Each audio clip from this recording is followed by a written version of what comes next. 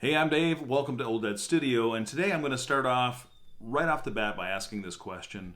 Who do you think owns this image?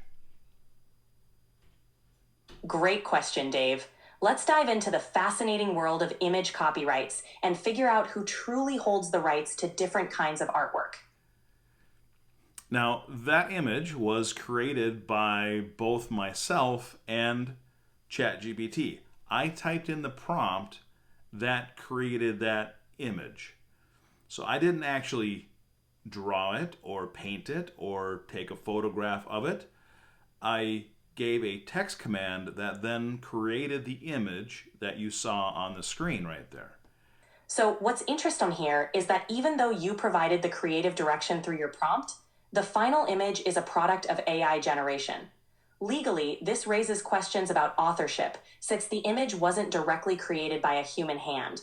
Courts and copyright offices are still grappling with whether AI-generated works can be copyrighted and who would own those rights. Generally, current laws lean towards human creators holding the copyright if the work involves significant human creativity. But purely AI-generated images without substantial human input might not be eligible for copyright protection.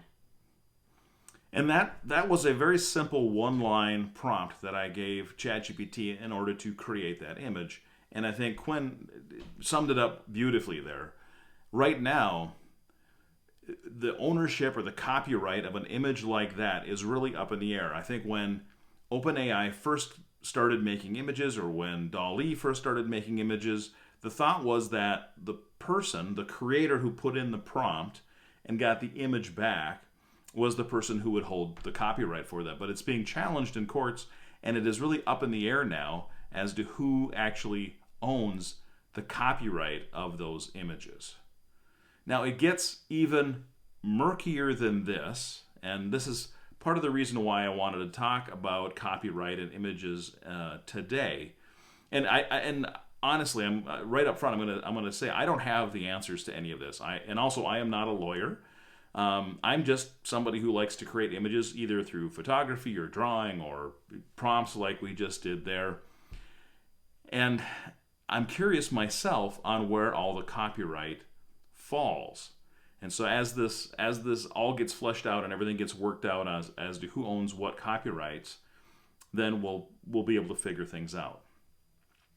However, the other really interesting piece right now, the last month or so, OpenAI has seen a surge of people signing up for ChatGPT ever since they released 4.0, which has the enhanced image generation for OpenAI. And one of the most popular things that has come out of that is people creating images in the Studio Ghibli style. And if you're not familiar with that, here is a picture in the Studio Ghibli style. Now that's a very distinctive style. It's a very popular style. And since the enhanced version of ChatGPT came out, the 4.0 version with the enhanced drawing features or image generation features, there have been hundreds of thousands, if not millions, of images created in this style.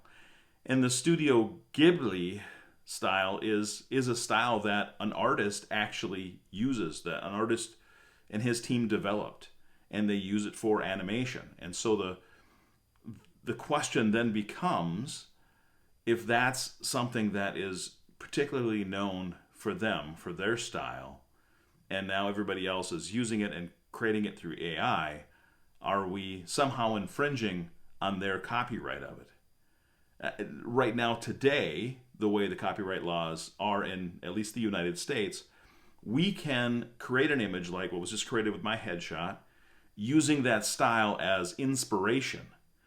But if that image that was created, if it actually replicated a character, a known character, or some known feature within their animations or in their stories, and we were recreating an image that they already had created, then we would be infringing on their copyright.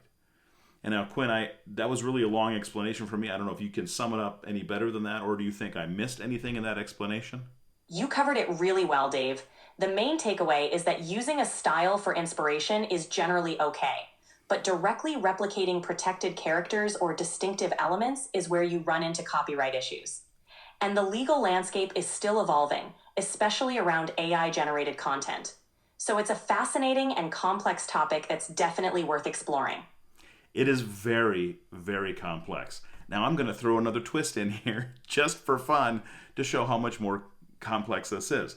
This time, I asked it to recreate this image in the style of Pablo Picasso, and this is what it generated.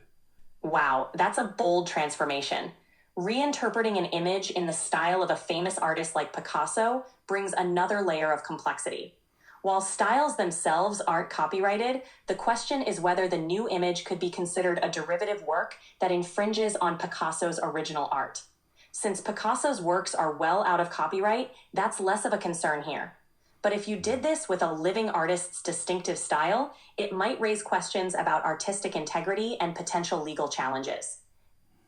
Exactly. That's the reason why I chose Pablo Picasso, because the way that I understand it is for this particular style, for Picasso style, and I think the copyright of it was up in 2023. And is that correct, Quinn? Did I get the timeline there right? Yes, that's correct. Under US copyright law, an artist's works are typically protected for the life of the author plus 70 years. Since Pablo Picasso passed away in 1973, his works entered the public domain in 2023. That means Picasso's original works are no longer under copyright protection, so reinterpretations in his style are generally permissible. It's a great example of how public domain works can be freely used and reimagined. So this really shows how much the timeline of copyright protection can influence what's possible with creative reinterpretations. It's a fascinating aspect of how art evolves over time. But now I'm going to flip it back and say, okay, so for Picasso, we're good because his copyright ran out in 2023. But Studio Ghibli is not. Studio Ghibli is an active publishing house using this style. Exactly. And that's where the distinction lies. Studio Ghibli's works and characters are still under copyright, so directly replicating their characters or very specific artistic elements would likely infringe on their rights. Using the style as a broad inspiration is usually okay, but it's important not to cross the line into direct imitation of protected content. And that's where it gets incredibly murky with all of these copyright laws and AI and at image generation at our fingertips. I mean, literally, that I generated those in seconds using the AI tool, and it is just going to get faster and more prolific as it goes along. And for somebody like myself that is putting my own self, my own face out on the internet, it raises questions in my own mind about, can somebody just copy me and start using me? And the answer is yes. With AI, I've actually done it myself on a previous vlog. I can put a link up here to one of the previous vlogs where I recreated myself using AI. It was a little bit crude at this point, but it's only going to get better and better and better.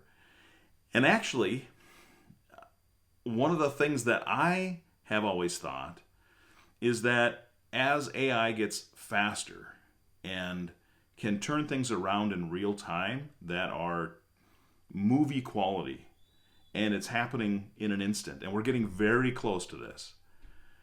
But the entertainment world, I think, I'm going to make a prediction here, but I think the entertainment world is going to become much more interactive than it is right now with streaming. So when I grew up, there were 3 or 4 networks that you could receive on your TV, and you watched what they published, and that's all you got.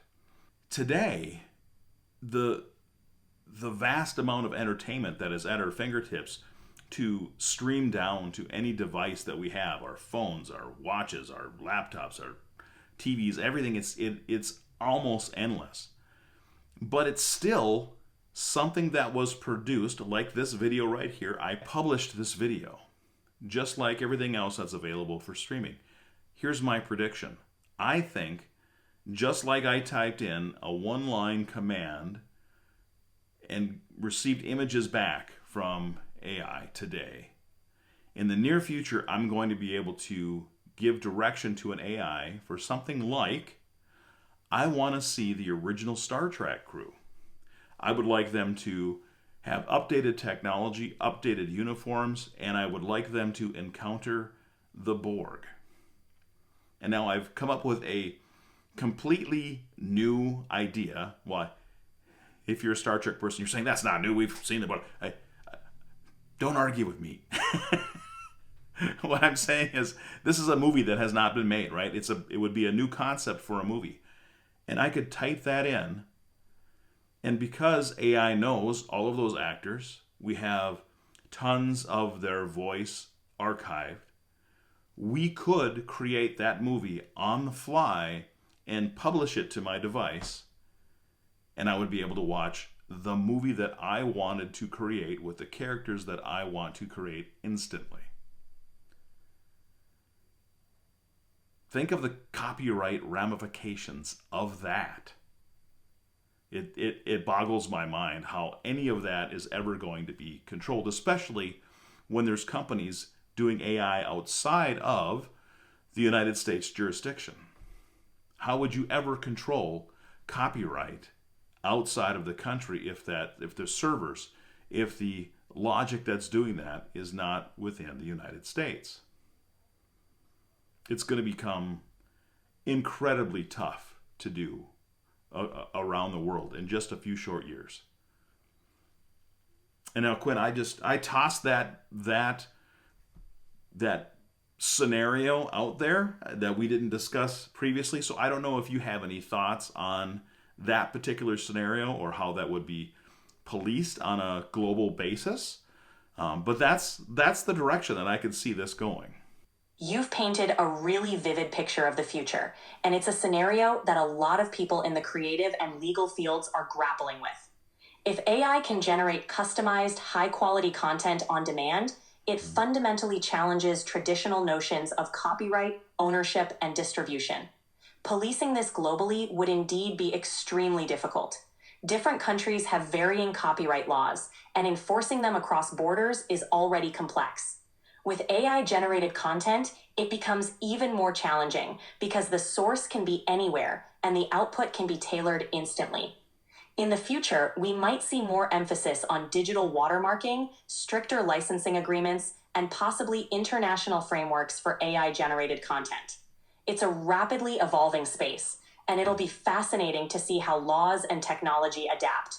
Your prediction about more interactive and personalized entertainment is spot on, and it's going to be a game changer for the creative industry. Now think of a country like China. It doesn't have to be China. It could be any other country. But think of that country if they started using copyright over entertainment, music, video, actors' faces and voices. What if they started using that as leverage in a trade war like we're having right now, or in some other means of leverage against a country? If you have a well-known actor or somebody who's very popular in your country, and another country is going to attack you using your own copyright laws. That's a really intriguing point. Using copyrighted content as a tool in geopolitical conflicts could open up a whole new front in trade wars and international disputes. It would create a scenario where cultural and creative assets become part of a larger strategic toolkit. This would not only impact the entertainment industry, but also raise serious ethical and legal questions. It's another reminder of how interconnected and complex the digital world has become. And so where I have aspirations of this amazing entertainment industry that could be at our fingertips, where we can generate our own entertainment, the things that we really want to see, the things that never got created, another season of Firefly, all this stuff could be at our fingertips and we could have it. But at the same time, it is a very, very slippery slope that we go down with the copyright and everything that entangles copyright ownership along with it. And payment. I mean, if you're going to use somebody's images or somebody's likeness or somebody's voice in this futuristic entertainment world, how do they get compensated for that because they are still alive and own their own copyright? Now, I said from the very beginning, I don't have answers to this. It's just questions that I have been raising. And the thing that really got me is I was reading an article earlier today about the Studio Ghibli images that have been created, that literally hundreds of thousands, if not millions of these images have popped up all over the internet recently just because it is so easy now for folks to create those. And it's a very, very popular style. And so that question has come up around copyright of a style versus copyright of a specific image. And I can understand and see both sides of the fence on that one, but it just raises all kinds of questions, and questions that somehow eventually we're going to have to wade our way through and figure it all out. Any last remarks before we wrap it up, Quinn? You've covered it really well, Dave. It's an evolving conversation that touches on creativity, technology, and law. As the landscape shifts, it'll be fascinating to see how it all unfolds. I agree. All right, that's going to do it for the vlog for today. Today is April 13th, 2025. This is vlog number 103. I'm Dave, this is Quinn, and you are at Old Dad Studio, and we will see you tomorrow.